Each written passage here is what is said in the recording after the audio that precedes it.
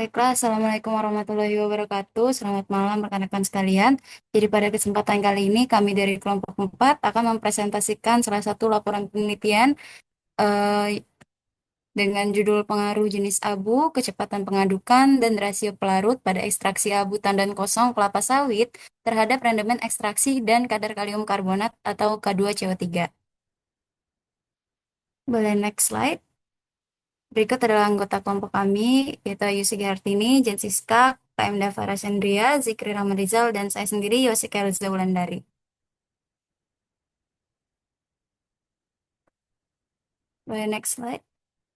Oke, kita masuk ke bagian pendahuluan. Jadi, latar belakang dari penelitian ini sendiri itu melimpahnya limbah tandan kosong kelapa sawit atau TKKS akibat tingginya produksi kelapa sawit di Indonesia, sehingga pemanfaatannya itu belum terlalu optimal. Salah satu pemanfaatan yang potensial itu adalah mengubah TKKS menjadi abu yang mengandung kalium karbonat.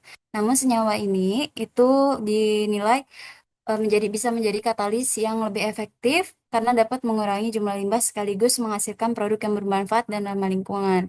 Di penelitian-penelitian sebelumnya menunjukkan bahwa abu TKKS memiliki kandungan kalium yang cukup tinggi sehingga bisa berpotensi digunakan sebagai bahan katalis biodiesel. Namun proses pengolahan TKKS ini itu masih menghadapi beberapa kendala seperti sifat higroskopis, kadar air tinggi, serta nilai kalor yang rendah. Oleh karena itu, diperlukan proses ekstraksi yang optimal untuk meningkatkan kadar kalium karbonat yang diperoleh. Sehingga faktor-faktor seperti jenis abu, kecepatan pengadukan, dan rasio pelarut menjadi parameter penting yang dapat mempengaruhi hasil dari ekstraksi K2CO3 dalam TKKS. Untuk rumusan masalahnya sendiri itu, yang pertama adalah bagaimana pengaruh jenis abu terhadap rendemen ekstraksi dan kadar K2CO3 dalam abu tandan kosong kelapa sawit. Kemudian bagaimana pengaruh kecepatan pengadukan selama ekstraksi. Kemudian yang ketiga adalah bagaimana pengaruh rasio pelarut terhadap rendemen ekstraksi dan kadar K2CO3 yang terekstraksi dari abu tandan kosong kelapa sawit. Untuk tujuannya sendiri itu yang pertama untuk mengetahui pengaruh jenis bahan baku terhadap rendemen ekstraksi dan kadar K2CO3, kemudian mengetahui pengaruh kecepatan pengadukan selama ekstraksi terhadap rendemen ekstraksi dan K2CO3, kemudian yang ketiga adalah mengetahui bagaimana pengaruh rasio pelarut terhadap rendemen ekstraksi dan kadar K2CO3. Untuk hipotesanya sendiri dari Edo dan kawan-kawan tahun 2021, perilaku kalium selama konversi termal biomasa sangat bergantung pada jenis biomasa dan juga kondisi operasinya. Kemudian untuk yang kedua, menjawab rumusan masalah yang kedua, hipotesa dari Yuniwati dan kawan-kawan tahun 2019, semakin besar kecepatan pengadukan yang digunakan untuk ekstraksi, maka persen ekstrak yang dihasilkan akan semakin besar. Kemudian yang terakhir, menjawab rumusan masalah yang ketiga dari Kusuma dan Aprilili tahun 2022, berbagai variasi rasio pelarut berpengaruh terhadap rendemen yang didapatkan, di mana semakin banyak pelarut yang digunakan, maka semakin banyak ekstrak yang didapatkan.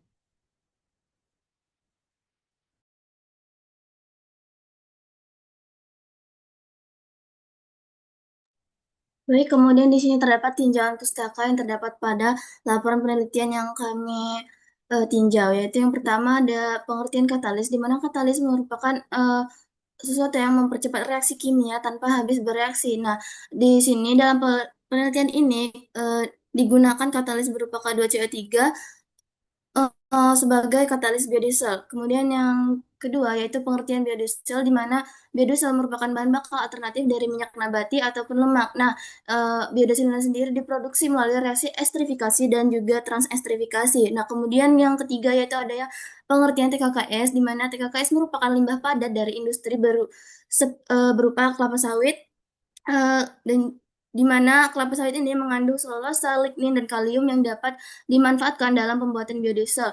Kemudian yang keempat yaitu adanya potensi kelapa sawit di Indonesia. Nah, Indonesia ini merupakan produsen kelapa sawit terbesar di dunia yang dimana tercatat pada tahun 2023 produksi biodiesel sendiri mencapai 48,23 juta ton. Nah, untuk yang kelima yaitu potensi kelapa sawit di Sumatera Selatan. Nah, TKKI sendiri merupakan limbah padat dari industri kelapa sawit yang eh, sangat banyak terdapat di Sumatera Selatan yang mengandung selulosa, lignin, dan kalium yang dapat dimanfaatkan dalam pembuatan biodiesel. Kemudian yang keenam yaitu mekanisme pembentukan K2CO3. Nah, di mana di sini itu dilakukan dengan metode pembakaran TKKS sehingga menghasilkan K2O, di mana nanti K2O ini akan bereaksi dengan CO2 untuk membentuk K2CO3. Nah, adapun faktor yang mempengaruhi dari ekstraksi yaitu waktu dan suhu ekstraksi, jenis pelarut, rasio bahan dan pelarut, dan juga kecepatan pengadukan serta jumlah tahapan ekstraksi dan jenis abu ataupun bahan baku yang digunakan. Oke, next slide. Nah, di sini merupakan penelitian terkait yang terdapat pada laporan penelitian ini, di mana uh, menurut U5 dan kawan-kawan 2020, tujuan penelitian tersebut yaitu untuk mengetahui kondisi optimum ekstraksi kalium dari abu TKKS, di mana variabel penelitiannya yaitu suhu dan juga waktu. Nah, hasil utama dari penelitian tersebut yaitu konsentrasi kalium meningkat seiring dengan kenaikan suhu dan waktu ekstraksi, di mana konsentrasi kalium tertinggi itu terdapat pada 0,68% pada suhu 80 derajat Celcius. Kemudian untuk kesimpulannya yaitu suhu dan waktu ekstraksi itu berpengaruh signifikan terhadap kadar kalium. Nah, adapun penelitian oleh Nuryanto dan kawan-kawan 2019 itu tujuan penelitiannya untuk mengetahui pengaruh jenis pelarut dan waktu ekstraksi terhadap kadar kalium, di mana variabel penelitiannya yaitu menggunakan pelarut HCl dan juga H2SO4 dan konsentrasi serta juga waktu. Adapun hasil penelitian ini yaitu H2SO4 menghasilkan kadar kalium tertinggi sebesar 8,96%. Nah, kesimpulannya di sini jenis pelarut dan waktu pengadukan mempengaruhi jumlah kalium yang terekstrak.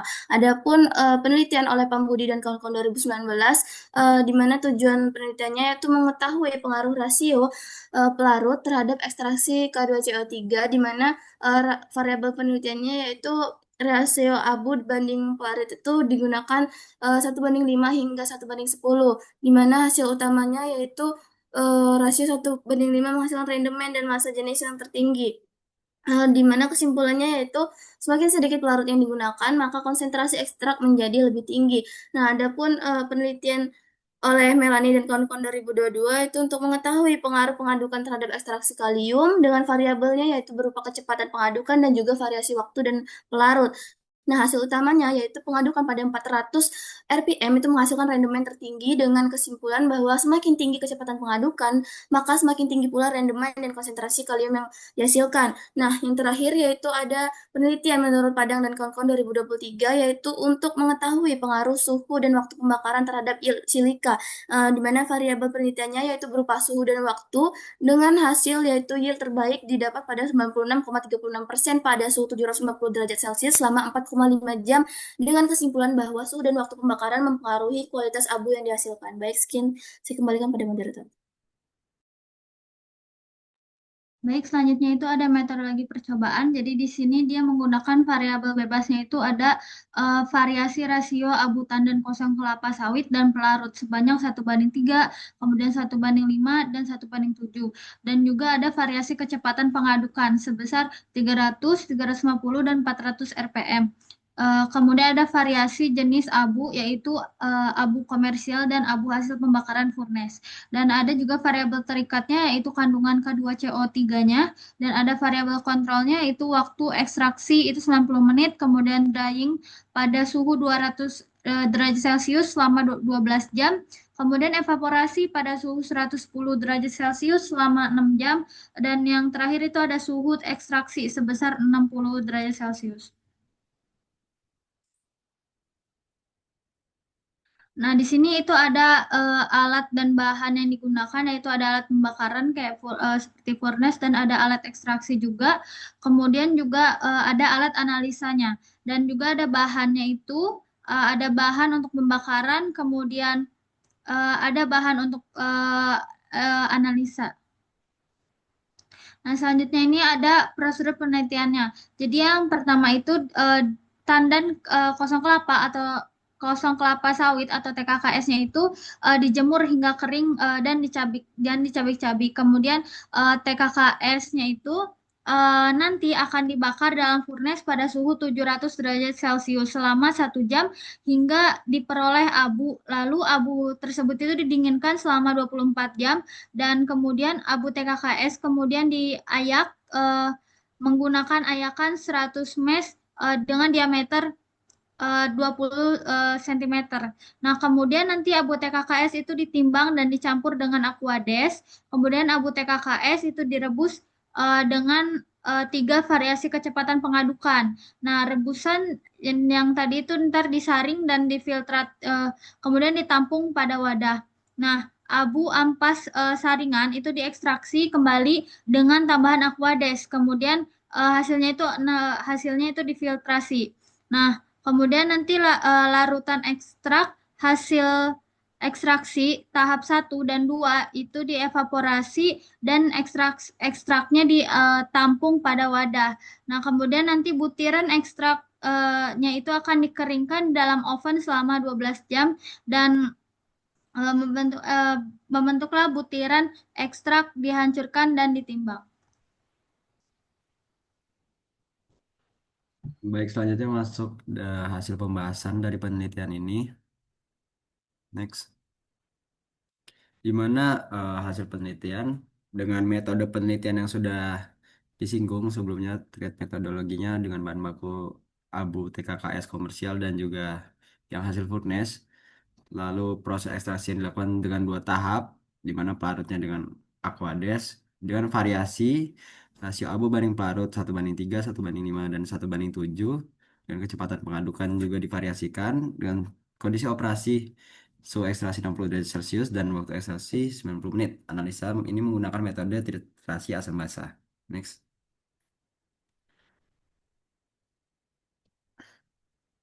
Next.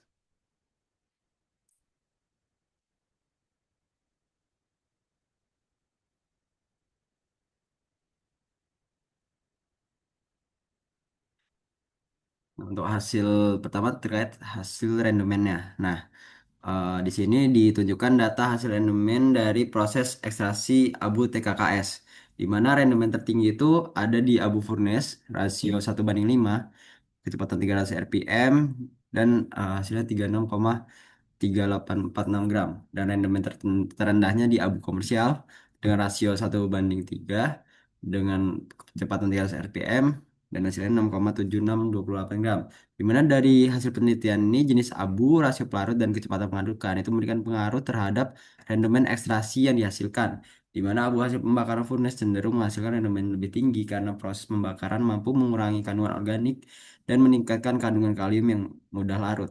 Semakin besar rasio pelarut yang digunakan, maka proses kontak dan difusi antara pelarut dengan abu menjadi lebih optimal sehingga senyawa kalium karbonat lebih banyak yang terekstrak. Selain itu juga peningkatan kecepatan pengadukan membantu memperbesar turbulensi dan percepatan perpindahan massa antara partikel abu dan pelarut sehingga proses ekstraksinya berlangsung lebih efektif. Namun pengadukan yang terlalu tinggi tidak selalu menghasilkan peningkatan rendemen secara signifikan karena sistem ekstraksi dapat mencapai kondisi yang jenuh. Lalu yang kedua, di sini ditunjukkan hasil analisa kadar dari K2CO3, di mana ini dipengaruhi oleh jenis abu, rasio pelarut, dan kecepatan mengadukan. Nah, dari hasil analisa ini diperoleh kadar kalium karbonat dipengaruhi oleh jenis abu, rasio pelarut, dan kecepatan mengadukan selama proses ekstraksi. Abu furnace menghasilkan kadar kalium karbonat yang lebih tinggi dibandingkan abu komersial karena proses pembakaran pada suhu tinggi mampu mengurangi kandungan senyawa organik dan meningkatkan kandungan kalium yang mudah larut dalam pelarut. Selain itu, pembakaran menggunakan furnace menghasilkan abu dengan struktur yang lebih homogen sehingga proses ekstraksi dapat berlangsung lebih optimal. Semakin besar rasio pelarut yang digunakan, maka kemampuan pelarut dalam melarutkan kalium karbonat akan semakin baik karena loss kontak antara abu dan pelarut meningkat. Kecepatan pengadukan juga membantu mempercepat perpindahan massa antara partikel abu dan pelarut sehingga senyawa kalium karbonat lebih mudah terdistribusi dalam larutan. Lanjut. Selanjutnya masuk ke bagian pembahasan. Yang pertama, pengaruh jenis abu terhadap rendemen ekstraksi abu TKKS. Perbedaan signifikan rendemen antara abu komersial dan abu furnace menunjukkan pentingnya kontrol suhu selama pembakaran. Abu komersial yang menggunakan temperatur pembakaran sangat tinggi dan tidak terkontrol menyebabkan penghancurannya struktur materi dalam abu, sehingga pada saat proses ekstraksi, partikel-partikel abu menjadi lebih sulit larut. Sebaliknya, abu furnace yang dihasilkan dari sistem wet scrubber dengan suhu terkontrol mampu mempertahankan struktur materi dengan lebih baik. Selain itu, sistem furnace juga mengurangi kandungan logam berat dalam gas buangan, menghasilkan abu yang lebih bersih tanpa kontaminasi berlebihan. Ini membuktikan bahwa metode pembakaran terkontrol lebih efektif dalam menghasilkan abu berkualitas tinggi untuk ekstraksi. Yang kedua, pengaruh jenis abu terhadap kadar kalium karbonat.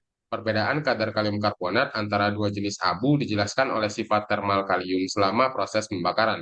Furnace wet scrubber dengan suhu stabil dapat mengontrol agar suhu tidak terlalu tinggi, yang akan menyebabkan kandungan kalium berkurang atau mengalami dekomposisi. Penelitian sebelumnya menunjukkan bahwa peningkatan kadar kalium terjadi seiring dengan peningkatan suhu pembakaran, namun penurunan kadar kalium terjadi pada suhu yang terlalu tinggi di atas 750 derajat Celcius. Abu komersial yang menggunakan insinerator dengan temperatur tidak terkontrol melebihi rentang optimal, menyebabkan kalium dalam abu dapat teroksidasi bahkan menguap dan hilang bersama gas buang. Fenomena ini menunjukkan bahwa tidak hanya jumlah kalium yang penting, tetapi juga kondisi termal yang stabil sangat krusial untuk mempertahankan kalium dalam bentuk kalium karbonat. Yang ketiga, pengaruh kecepatan pengadukan terhadap rendemen ekstraksi. Hubungan inversi antara kecepatan pengadukan dan rendemen ekstraksi menjelaskan mekanisme difusivitas massa yang kompleks dalam ekstraksi pada cair. Meskipun umumnya diyakini bahwa pengadukan meningkatkan perpindahan massa dengan mengurangi ketebalan lapisan film, penelitian ini menunjukkan bahwa kecepatan yang terlalu tinggi dapat menjadi kontraproduktif. Kecepatan pengadukan yang berlebihan menyebabkan turbulensi berlebihan yang mengakibatkan lapisan film menipis drastis, sehingga solut berpindah dari padatan ke pelarut dengan sangat cepat. Akibatnya, proses pelarutan selesai lebih cepat dengan jumlah zat terekstrak yang lebih sedikit. Hal ini menunjukkan bahwa terdapat kecepatan pengadukan optimal yang menyeimbangkan antara kontak padatan pelarut dengan waktu yang tersedia untuk ekstraksi. Next slide. Selanjutnya, pengaruh kecepatan pengadukan terhadap kadar kalium karbonat dalam abu TKKS. Paradoks menarik muncul ketika membandingkan pengaruh kecepatan pengadukan terhadap rendemen dan kadar kalium karbonat.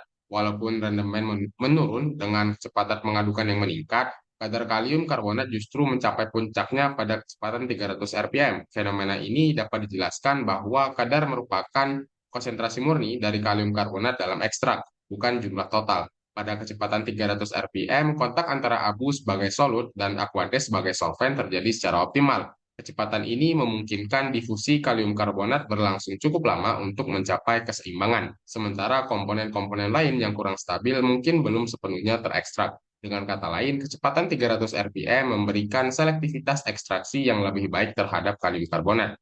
Yang kelima, pengaruh rasio pelarut terhadap rendemen ekstraksi abu TKKS. Pola nonlinear yang diamati pada pengaruh rasio pelarut terhadap rendemen mengungkapkan keseimbangan dinamis dalam proses ekstraksi. Peningkatan rendemen dari rasio 1:3 ke 1:5 menunjukkan bahwa pelarut yang lebih banyak memungkinkan distribusi partikel yang lebih merata dan meningkatkan luas permukaan kontak antara pelarut dan abu. Namun, penurunan rendemen pada rasio 1:7 mengindikasikan bahwa kelebihan pelarut justru mengurangi efisiensi ekstraksi. Pelarut berlebihan memerlukan waktu ekstraksi yang lebih lama dan kecepatan pengadukan yang lebih tinggi untuk mencapai keseimbangan. Fenomena ini menunjukkan bahwa terdapat rasio optimal di mana efisiensi ekstraksi dimaksimalkan dan melampaui rasio tersebut justru merugikan. Yang terakhir, pengaruh rasio pelarut terhadap kadar kalium karbonat. Berbeda dengan pola rendemen, kadar kalium karbonat menunjukkan tren monoton meningkat seiring bertambahnya rasio pelarut. Fenomena ini dapat dijelaskan melalui prinsip keseimbangan fasa dan driving force dalam ekstraksi. Semakin banyak pelarut yang digunakan, semakin besar perbedaan konsentrasi kalium karbonat antara padatan dan larutan, menciptakan driving force yang lebih besar untuk perpindahan massa. Penggunaan rasio pelarut yang lebih besar mengurangi resiko kejenuhan pelarut terhadap kalium, memungkinkan lebih banyak kalium karbonat yang terekstrak. Tingginya kadar kalium karbonat pada rasio 1:7 mencapai 82,37% membuktikan bahwa ekstraksi berlangsung sangat efektif pada kondisi ini dengan kalium karbonat dalam abu berhasil diikat oleh pelarut dengan baik. Next slide.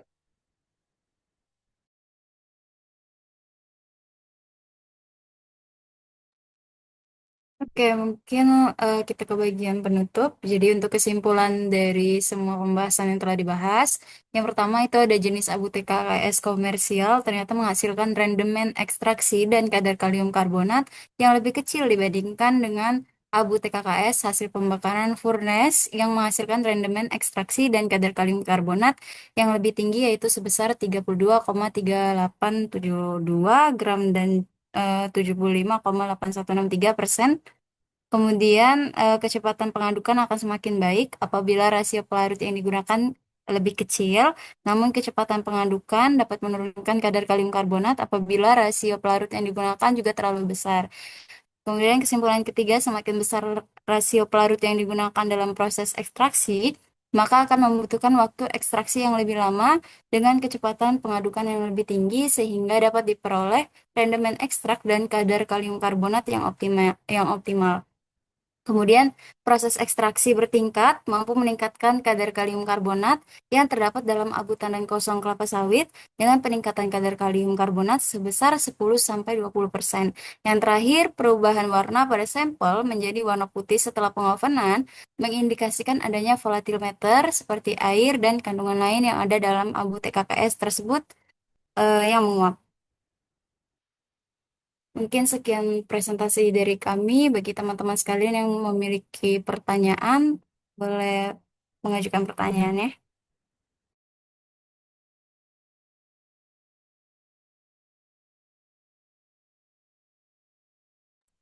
Oke, boleh pada Mail dulu mungkin. Oke, Assalamualaikum warahmatullahi wabarakatuh. Selamat malam. Perkenalkan nama saya Ki Agus Muhammad Ismail Litiah dari kelompok 6. Ingin bertanya kepada kelompok Anda, berdasarkan latar belakang penelitian, mengapa limbah tandan kosong kelapa sawit TKKS itu dinilai lebih berpotensi untuk dimanfaatkan sebagai bahan baku katalis biodiesel? Apa saja sih kendala yang bisa menyebabkan proses ekstraksi K2CO3 dari abu TKKS ini perlu untuk kita optimalkan? Mungkin sekian pertanyaan saya. Terima kasih. Baik, terima kasih kepada Mail. Mungkin selanjutnya untuk Zahra. Baik, terima kasih atas kesempatannya. Perkenalkan, nama saya Zara Marani dari kelompok 6. Untuk pertanyaannya itu, dalam penelitian mengenai ekstraksi kalium karbonat dari abu tandan kosong kelapa sawit, kenapa peneliti itu menggunakan variasi jenis abu, rasio pelarut, dan kecepatan pengadukan sebagai variabel bebas, serta bagaimana ketiga variabel tersebut dapat mempengaruhi rendeman ekstraksi dan kandungan K2CO3 yang dihasilkan. Sekian, terima kasih. Baiklah, terima kasih kembali atas pertanyaannya. Izinkan kami berdiskusi terlebih dahulu.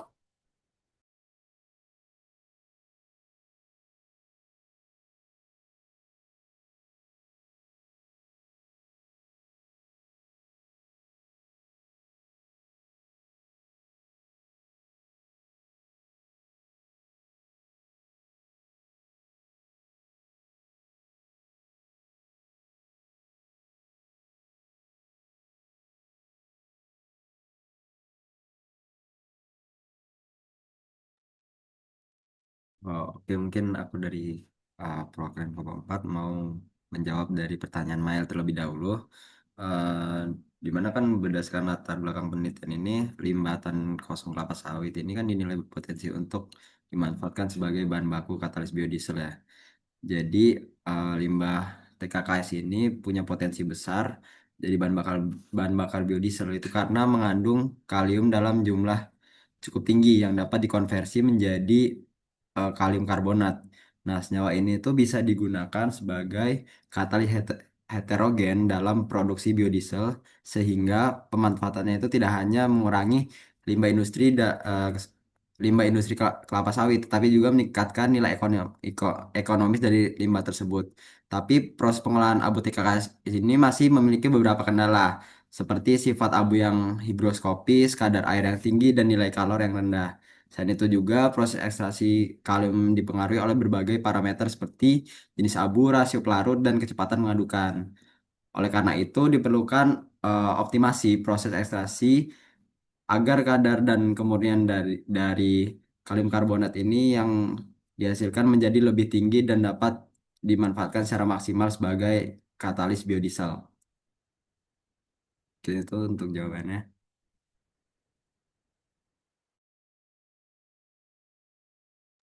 Baik, terima kasih Dava atas jawabannya. Oke, mungkin lanjut menjawab pertanyaan dari Zahra tadi.